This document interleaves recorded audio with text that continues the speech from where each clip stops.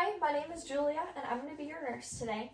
Before entering the room, I made sure that I closed the door to provide the patient with privacy. I also checked the patient's chart, and I performed hand hygiene. Upon entering the room, I just want to ask the patient for two identifying factors. Can I get your name and date of birth?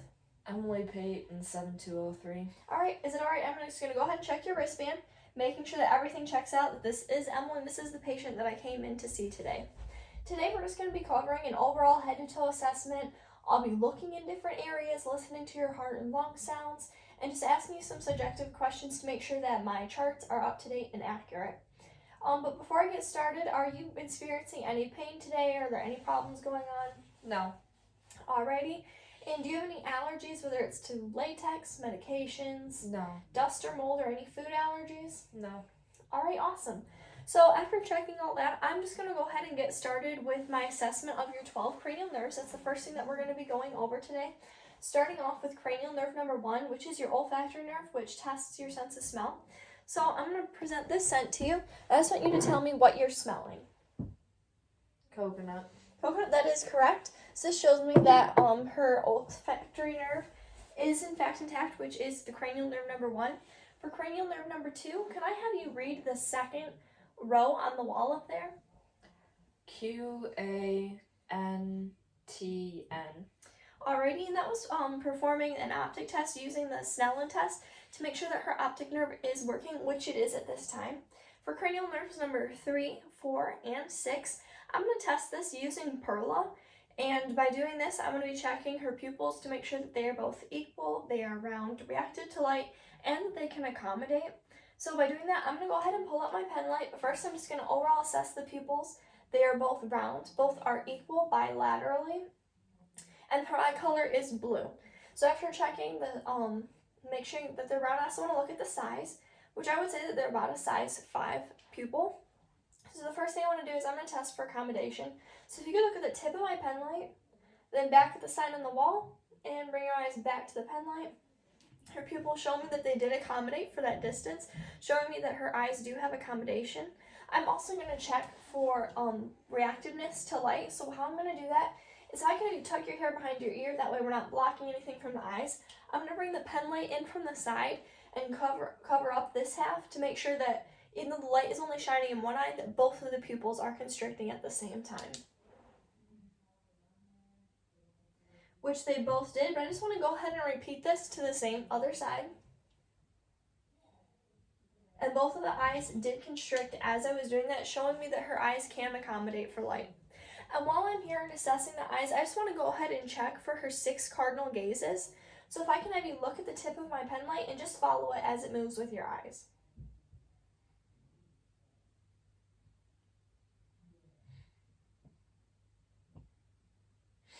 And her eyes were able to follow it into all the quadrants that I was pointing it in, showing me that she does have all 6 of her cardinal gazes. And that checked off Perla, which checks off cranial nerves 3, 4, and 6. So I just want to go back to cranial nerve number 5, which tests her TMJ joint. So by doing this, I'm going to place my hands on your jaw, and if I can have you open and close your mouth. Alright, and as she's doing this, I'm feeling for any displacement of the jaw, and I'm also listening for any cracking or popping noises, which I didn't feel at this time. I was also looking to see if her face has sensation, which it did. She was able to feel my touch, so showing me that she does have sensation in her face. So next I want to move on to cranial nerve number 7, which is a facial nerve. So if I can have you go ahead and raise your eyebrows for me. Alright, go ahead and puff out your cheeks. Alright, and if you could turn your hand into my hand. And again on the other side. This is also again showing me that she does have sensation in her face. So this checks off cranial nerve number 7. Moving on to cranial nerve number 8, I'm going to go ahead and step on each side of you and whisper a phrase. And if you can just go ahead and repeat that back to me. Pumpkin pie. Alright. Coffee. Alright. So this goes ahead and shows me that she was able to pass the whisper test, showing me that cranial nerve number 8 is intact. Moving on to cranial nerve number 9, this assesses whether or not she has a gag reflex. So if I were to actually test to see if she has a gag reflex, I would use a cotton ball swab at the end of a stick, and I would go ahead and tap her uvula to make sure that she does in fact have a reflex. But for the priority and points of this assessment, I'm not going to go ahead and do that. I'm just going to ask, do you have any problems swallowing or chewing? Can you go ahead and swallow for me? Alright, and this shows me that cranial nerve number 9 is intact. Moving on to cranial nerve number 10, if I can just have you go ahead and open your mouth and say ah. Alrighty, in doing this, I was looking inside the mouth to making sure that as she's saying ah, the uvula and the soft palate rises, and the uvula did rise midline and the hard palate rose as well, showing me that she does have cranial nerve number 10 and intact. For cranial nerve number 11, this is another accessory nerve, so if you can just shrug your shoulders for me. And this just checks off cranial nerve number 11. Lastly, moving on to cranial nerve number 12, she was able to show that to me while we were doing cranial nerve number 10. If you can just go ahead and stick your tongue out for me. Alrighty, that shows me that you can go ahead and put it back. That shows me that cranial nerve number 12 is intact and that she was able to stick out her tongue and have control over that cranial nerve. So that goes ahead and completes my assessment of the cranial nerves.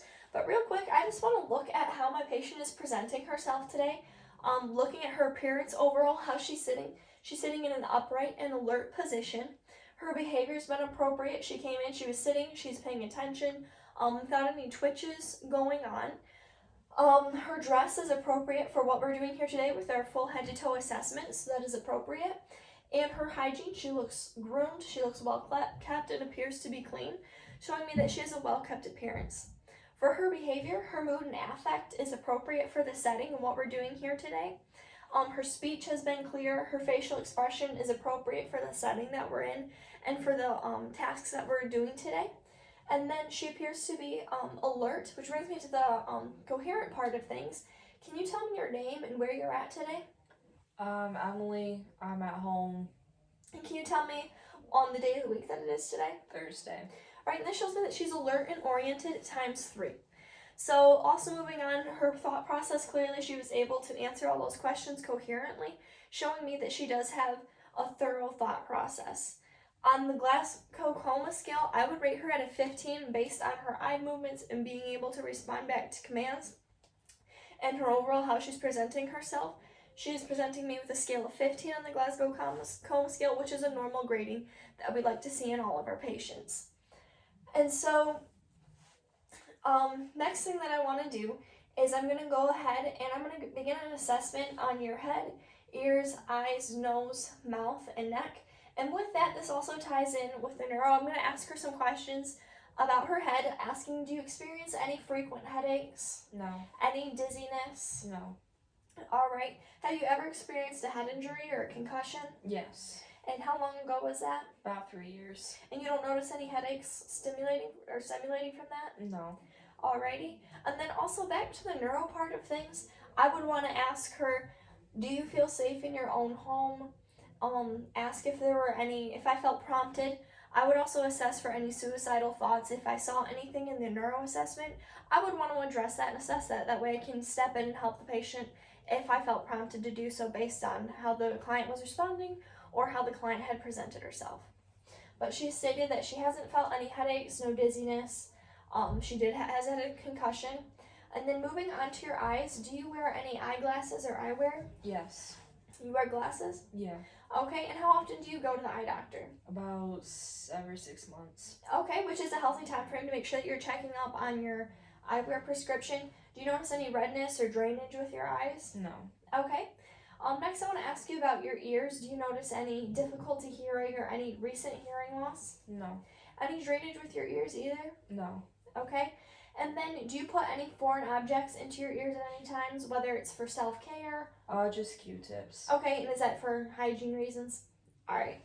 Next, moving on to the mouth, have you ever had any dental work like fake teeth put in, dentures, braces, Invisalign? Yeah, I've had braces. Okay, and I can see you don't have any now, but have you ever had a retainer or do you still wear one? Yes. Okay, and how frequently do you wear that? About every other night. Okay, which is good to make sure that you're keeping the teeth still in alignment. Next I want to move to your nose. Do you ever experience any seasonal allergies or any nose blockage or drainage? Yeah, sometimes seasonal allergies. And do you take medication for that? Yeah. Okay. And then next I just want to ask you then about your neck. Do you have any limitations in your range of motion with your neck? No. Okay. Any difficulties or pain in your neck? No. Alrighty. And another thing that I want to do is what we're going to cover today is also how to assess your thyroid gland. or your thyroid, which is in your neck. But first I'm going to get started with the head. Is it alright with you if I go ahead and palpate your scalp? Yes.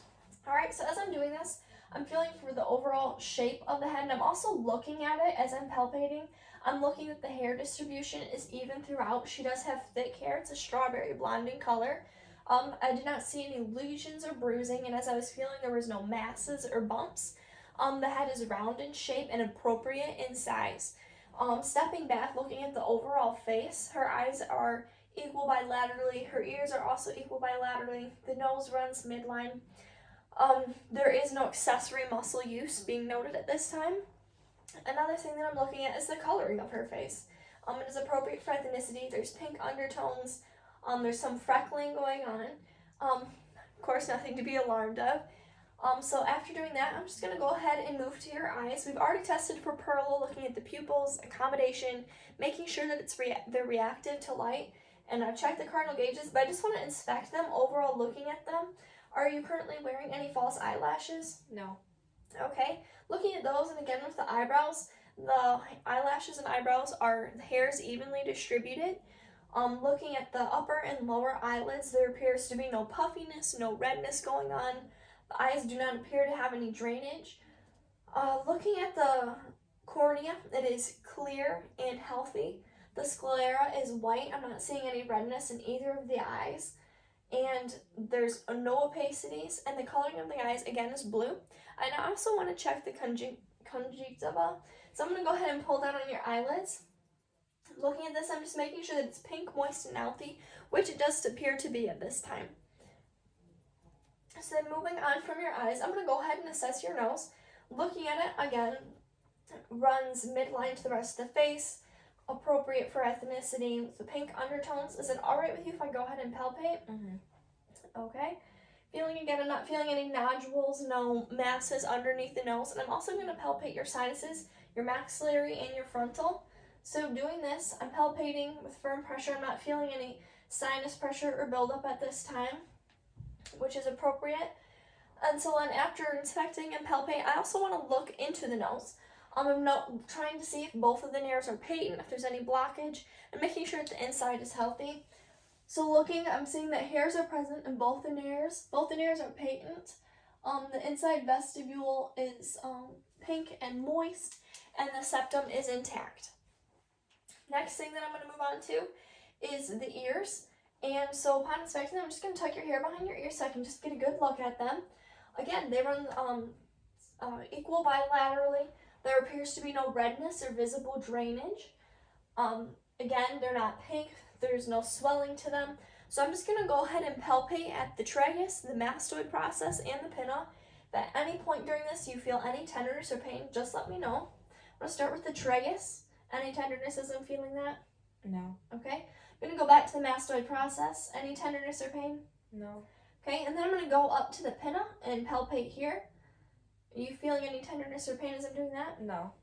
Again, no nodules are noted, or swelling, or bumps or masses underneath the skin. So next thing that I want to do is I'm going to go ahead and look inside the auditory canal.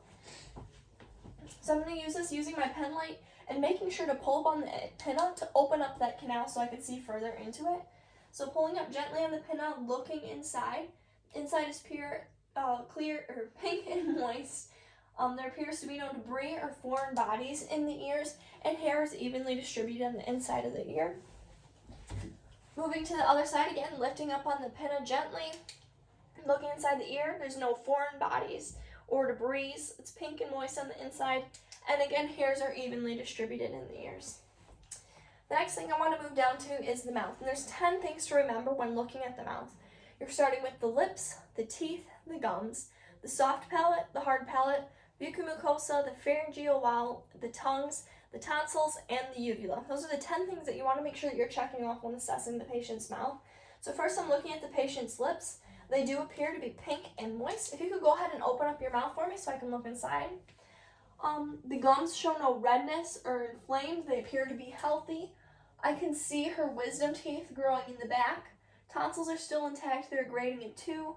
The uvula runs midline. The soft and hard palate, buccal mucosa, and the pharyngeal wall all appear to be pink and moist, showing me that she does have a healthy mouth. Also looking at the overall hygiene in the mouth, again, looks overall healthy. So that's what we're seeing within the mouth. So lastly, what I want to do is I'm going to move down to her neck, looking at it overall. Again, the color is appropriate for ethnicity. I'm not seeing any red spots, lesions, or bruising going on. I'm just going to go ahead and palpate a little bit, make sure that there's no nodules felt throughout, which I'm not, and the skin is warm and dry to touch. But before I continue and palpate for your different lymph nodes, I'm just going to talk about the thyroid. Have you ever experienced any thyroid problems at all, whether it's hyper or hypothyroidism? No. All right, well, I'm just going to talk about how to assess your thyroid at home. And so it's usually using your 3 fingers. You drink lots of water. You look in the mirror. The first thing you're doing is you're just going to look up, look to see if there's any bulges or distension going on. And then you're going to take the pads of your 3 fingers and just feel your thyroid. Massage it slightly. Feel if you can feel any growths inside of your thyroid. And this is something that you can just perform at home once a month or however frequently, just to check your thyroid. And so that's something that we want to make sure that we're teaching with our patients so we can check things before they develop into further problems causing further complications. But first, what I'm going to do after inspecting and palpating the neck is I also want to feel her 10 lymph sites that are within the neck, starting with the pre-auricular site. And again, as I'm feeling these, I'm going to be moving the pads of my fingers in a circular motion to see if there's any tenderness with the lymph nodes, any swelling, because that would indicate to me that there might be a virus or an infection further up in the body. So let me know if you're feeling any pain or tenderness as I'm doing this. I'm going to start with the pre-auricular, which is in front of the ears. Then I'm going to go to the post-auricular, moving back to the occipital. Then next, I want to move to the tonsillary, which is underneath the jaw. Then the submandible, and then the submental. And then I'm going to move to ones further down in the neck, starting with the superficial cervical, which is about right here. Then I'm going to move down to the deep cervical, which is almost behind the muscle in the neck. And then the posterior, which is back a little bit further. And then the supraclavicle, which is almost along the clavicle line.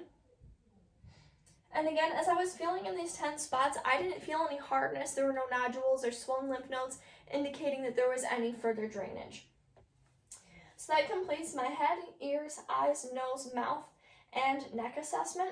So the next thing that I want to do, moving on from there, is I'm going to go ahead and ask some suggestive questions about the lungs. Have you noticed any shortness of breath or breathing problems lately? No. Alrighty, and have you ever been a smoker, currently are, past or present? No. Alrighty.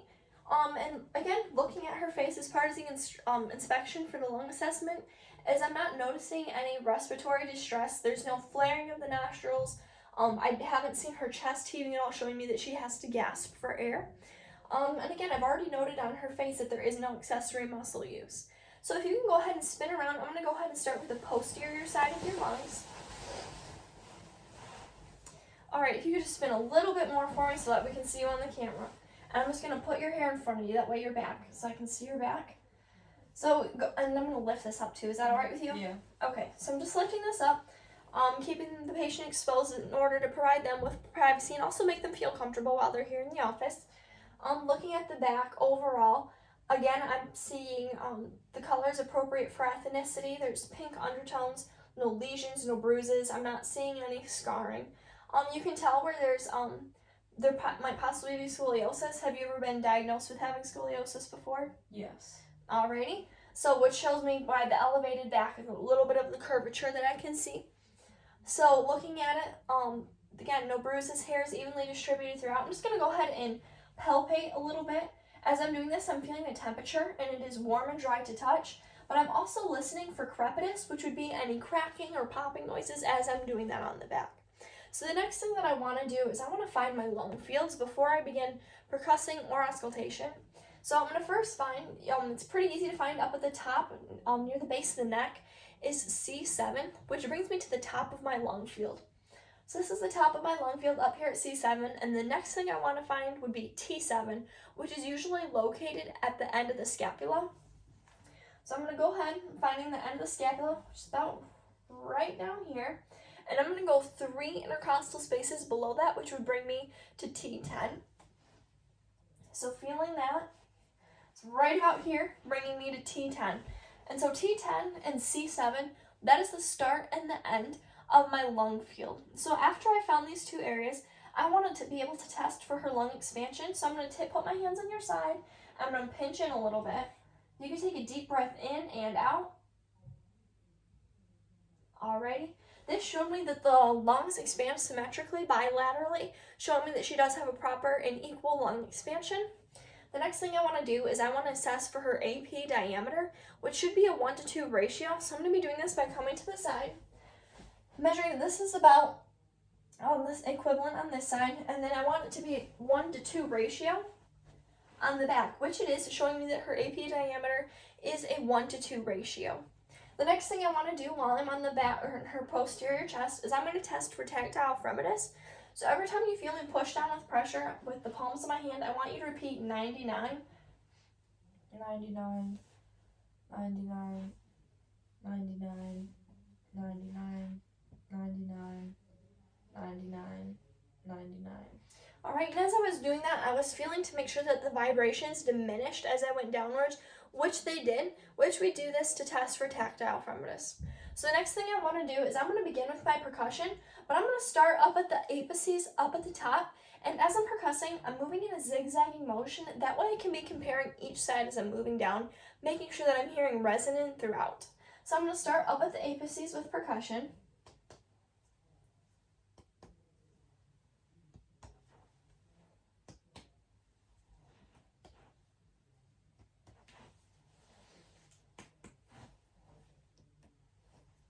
I'm going to start working up the side a little bit. I'm going to lift up just a little bit right here. And I'm going to come down right here. So again, as I was doing that, I heard resonant throughout. And again, it's important to do it in the zigzagging motion and to make sure you're coming up the lateral sides of the chest. Next thing I want to do is I'm going to auscultate in the same spots where I just percussed. Again, working in the same format that I did when I was doing percussion. And as I'm doing this, I'm just listening to the overall lung sounds to hear if I hear any signs of rhonchi, wheezing, any crackling. So every time I place my stethoscope, take a very, very deep breath in and out.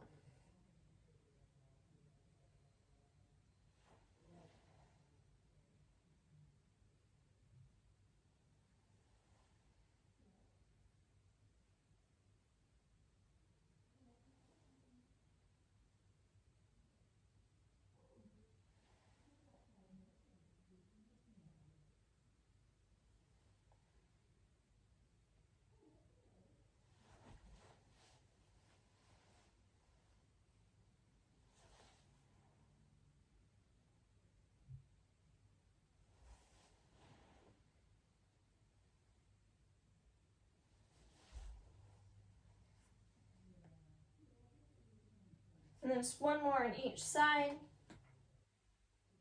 Breath in, out.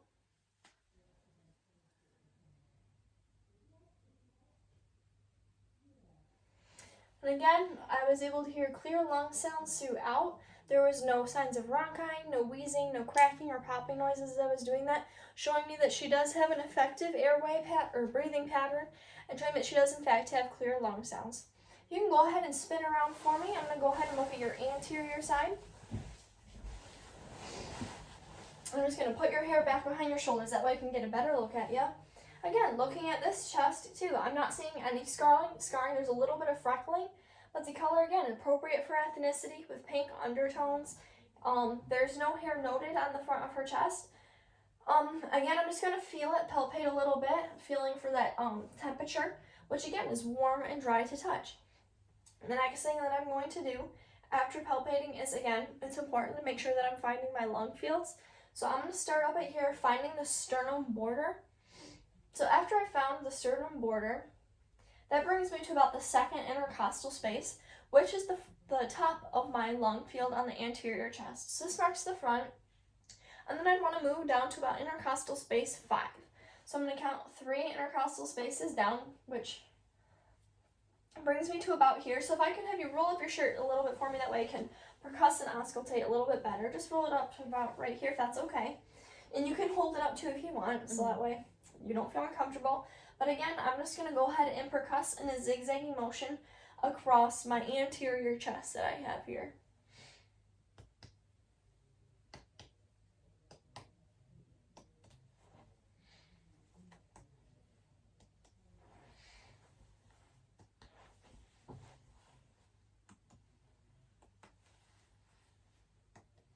Again, I heard resonant throughout as I was doing that. The next thing I want to do is, again, the same thing I was doing on the posterior side, auscultating in the same spots where I just percussed. Again, listening to make sure that I'm listening for a full respiration. So deep breath in.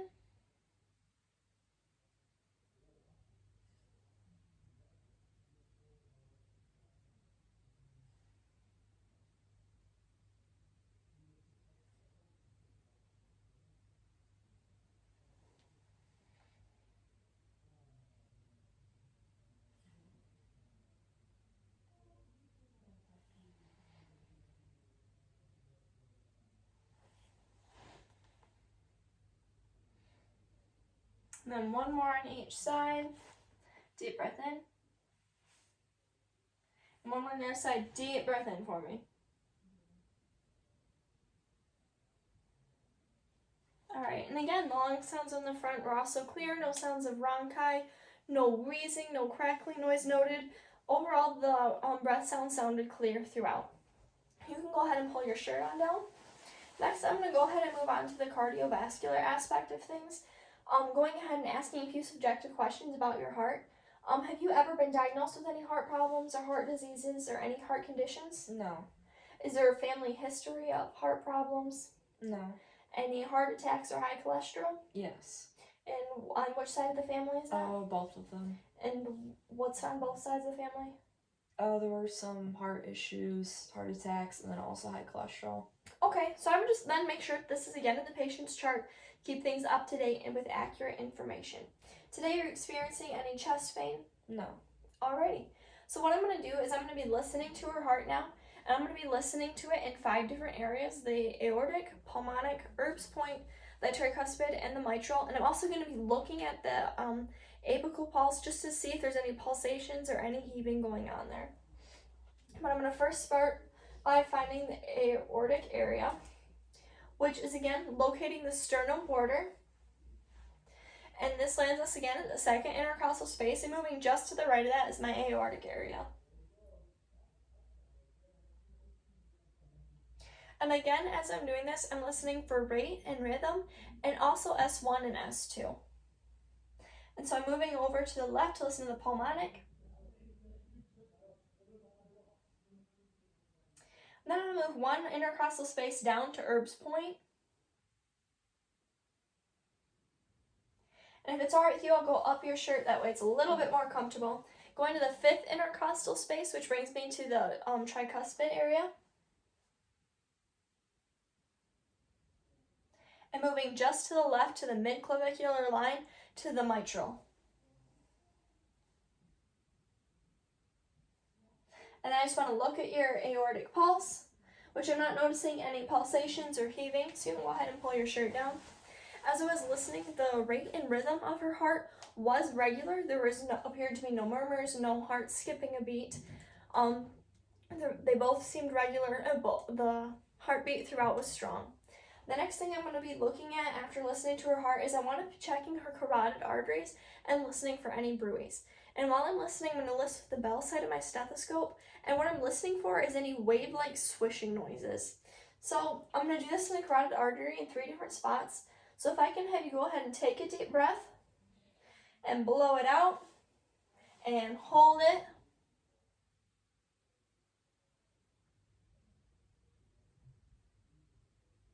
Go ahead and let that breath out.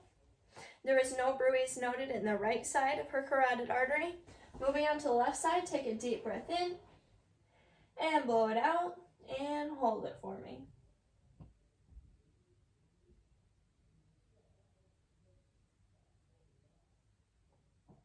Alright, again, there is no bruits noted as I was doing that on either sides of her carotid artery.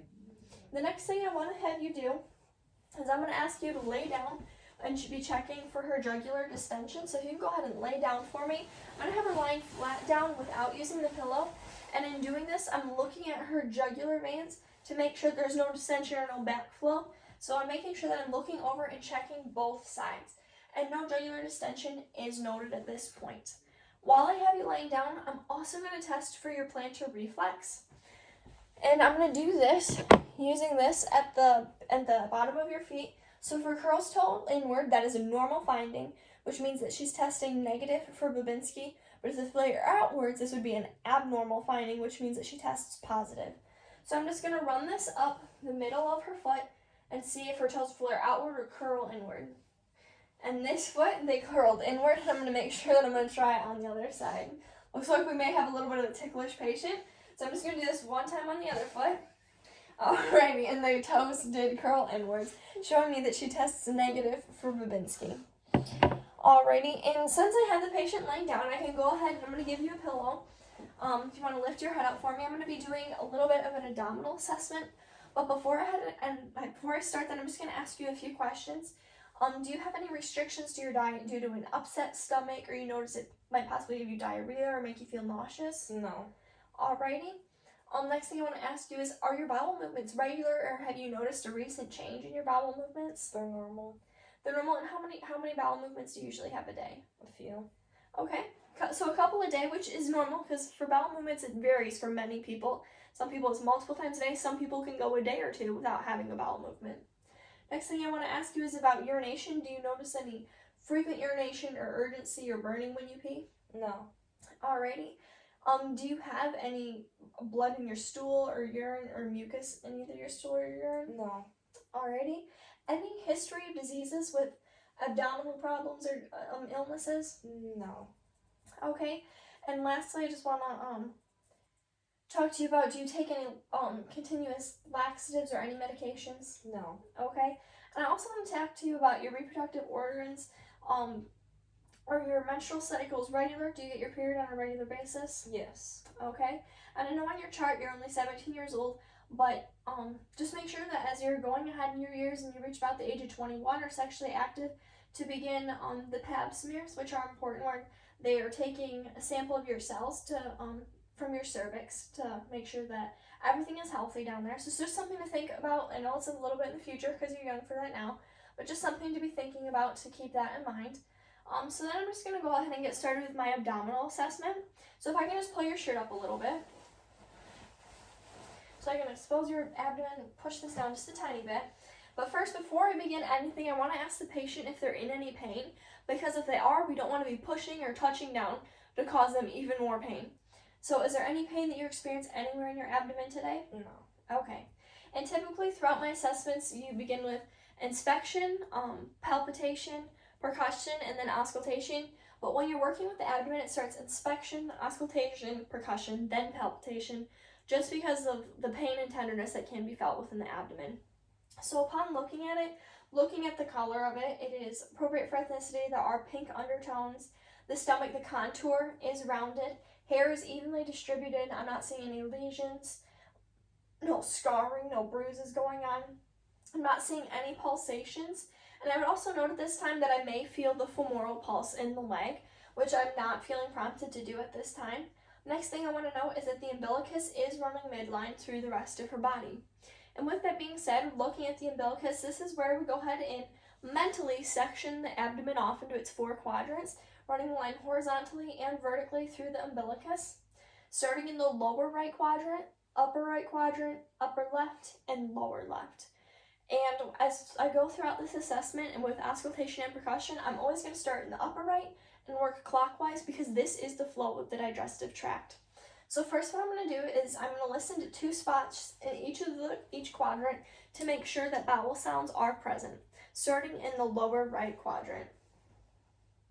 Go ahead and make sure my stethoscope is warm for the patient.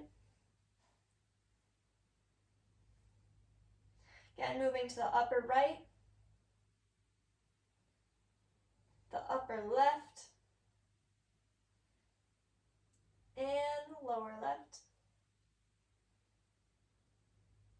Bowel sounds are present in all 4 quadrants. And another thing that I want to note is before you would ever announce someone to have absent bowel sounds, you would have to listen for a total of 5 minutes before pronouncing them to not have any bowel sounds. So after doing that, the next thing that I'm going to do is I'm going to go ahead and percuss in the same areas where I just auscultated. And again, I'm listening to hear if I can hear tympany throughout. Again, percussing in 2 spots in each quadrant, beginning in the lower right.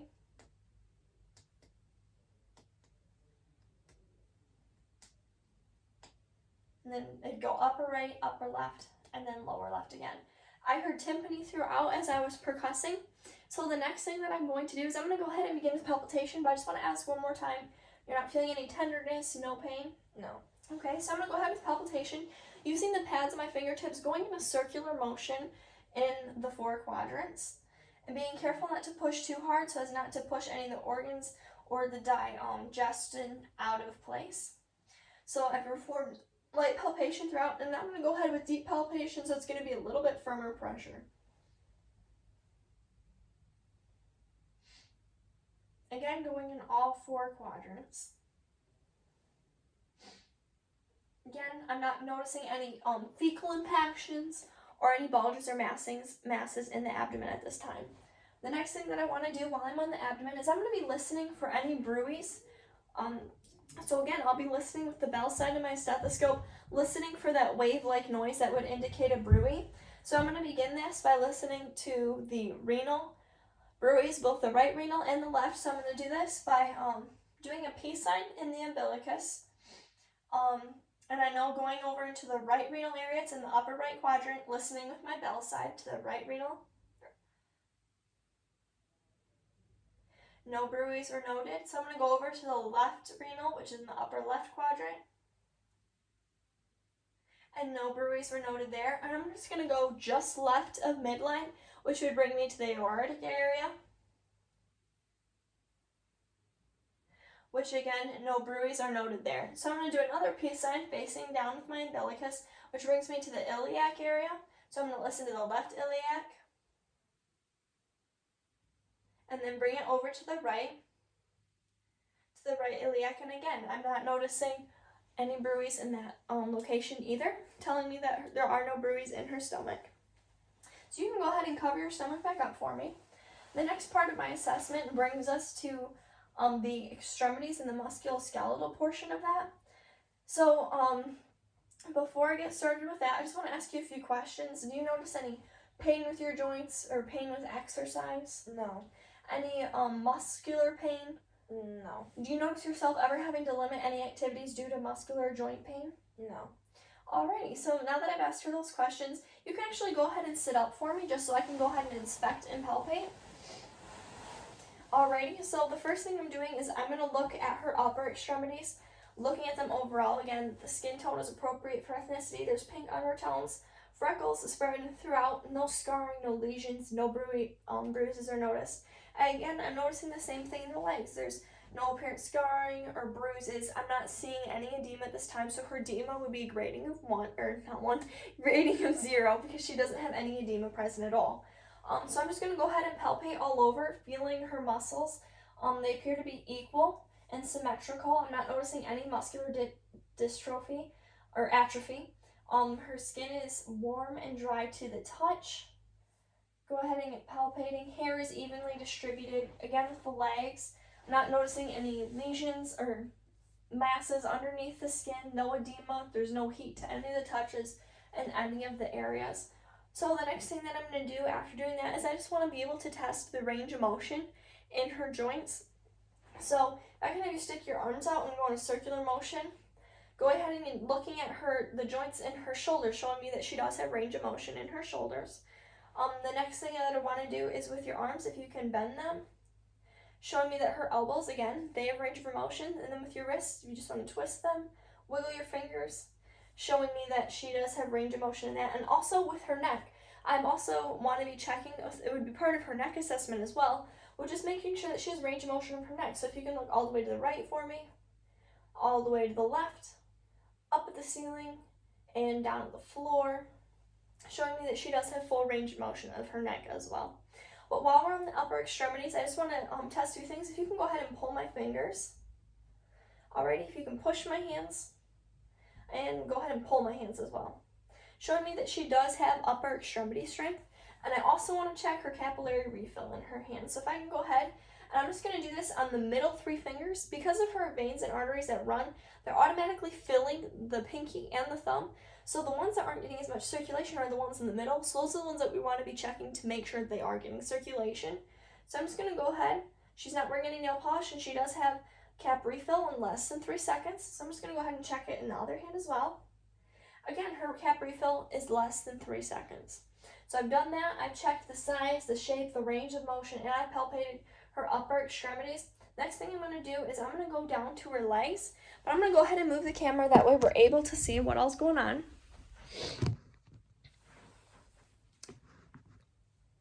Alrighty. So with doing this, with her feet, I've already palpated, I've inspected them. So with your feet, I'm going to lift this up just so we can see if you could do a pedal push down with your toes and just lift up your feet. Alrighty, we can do the same thing to this side, lift up and lift down.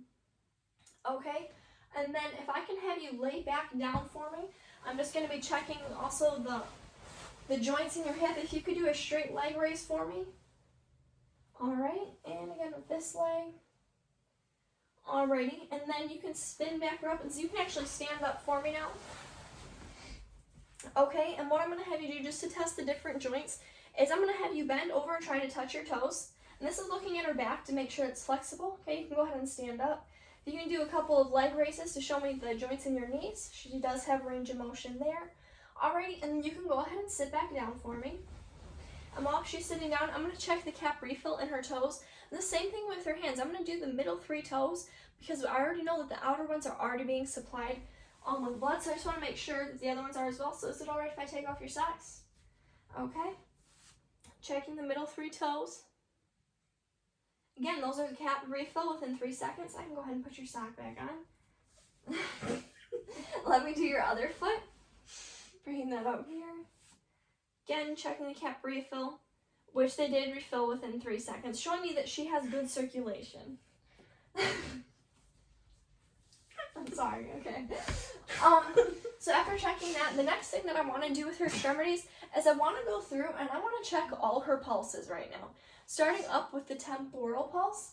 So I'm going to push your hair back and I'm going to make sure that I'm grading each one. So feeling the temporal pulse first.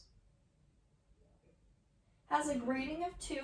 The next pulse I want to check is her carotid artery, but with this one I'm going to make sure that I'm only feeling 1 at a time, so in order not to cut off the blood circulation up to her brain, because that could cause her to feel lightheaded or pass out. So I'm going to start on this side, feeling the carotid artery.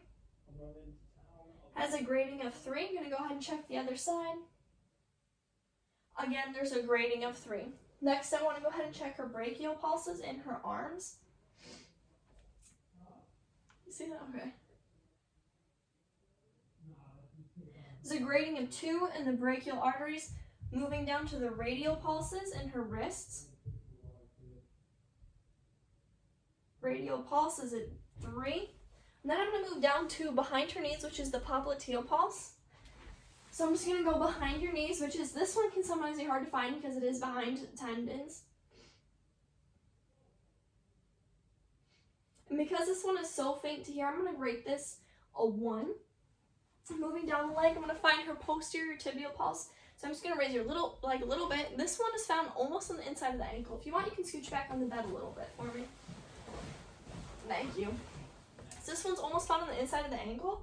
Placing my 2 fingers in here for the posterior tibial pulse. This one I would grade a 3. This one feels strong. I'm going to go ahead and check on the other side. This one would be a 3 as well. I'm sorry, I'm going to actually take your socks off again to feel your dorsalis pedis pulse. So I'm going to lay my entire hand over the foot to just feel where the pulse is radiating from.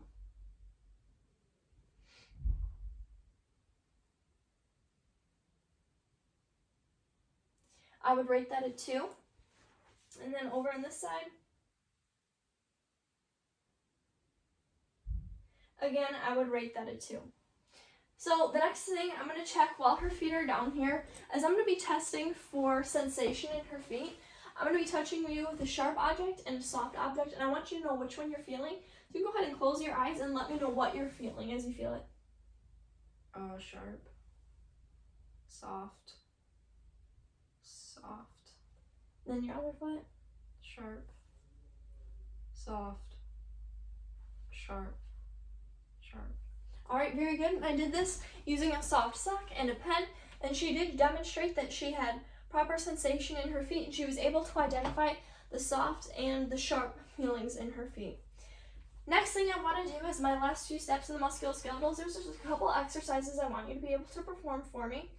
One of them being the finger-nose touch. So I'm going to have you touch my finger and touch your nose, and as my finger is moving, just continue to follow my finger and then touching your nose.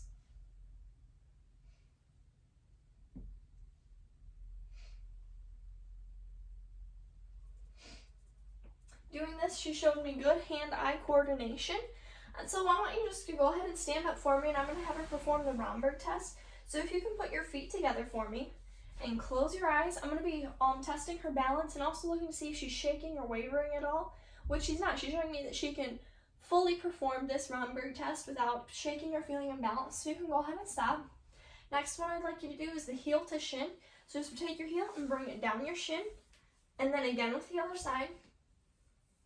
Okay, and lastly, I want to watch your gait. So if you can walk to that wall over there, and then walk all the way towards me. I'm looking at her walk to make sure it's steady, there's no limp, that she's not favoring one leg to the other. All right, so she does show me that she does have an even and steady gait. All right, you can go ahead and have a seat. All right, so after assessing the musculoskeletal and assessing for everything else, I just want to talk to you about breast self-examination before we go ahead and end this assessment. Do you ever perform self-breast exams? No. Alrighty, so I'm just going to go ahead and teach you how you can perform them at home and the best methods that they have for being able to do that. And that's usually by looking in the mirror first, just looking at the overall shape and form of them. Are they both equal? Are you noticing any abnormalities or masses off to one side, making them appear swollen? Also looking at the nipples, seeing if there's any drainage coming out, if there's any redness or swelling to them. And then do this with your hands to your side. Then also do it with your hands raised, so they're raised as well, and you can get a better look at the different angles of them to see if you're noticing any abnormalities around your breasts. Next, do it while you're laying down. Use the two pads of your fingers and go in a circular motion. That way you're feeling and you're not pushing the masses out of place, but instead you're able to feel them if they're located. And then the best method for self-examination would be in the shower when you're wet and you're covered in soapy, sudsy water. It makes for a smoother surface. So it makes it so when you feel those abnormalities or nodules, that they are, in fact, you can feel them a lot better when you're doing that in the shower. And this is important for women to perform about monthly, so that they're able to detect these masses before they get larger and before they're able to spread throughout the body. It's a preventative way of promoting our own health and keeping a good checkup on ourselves. So is there any questions that you have for me today after this assessment? No. Alrighty. So after performing the cardiac, the lungs, abdomen, the musculoskeletal, and also the neuro, I've done a full head-to-toe assessment on this patient. And now that she doesn't have any questions for me, I'll go ahead and document all my findings in the chart, and that would conclude today's assessment.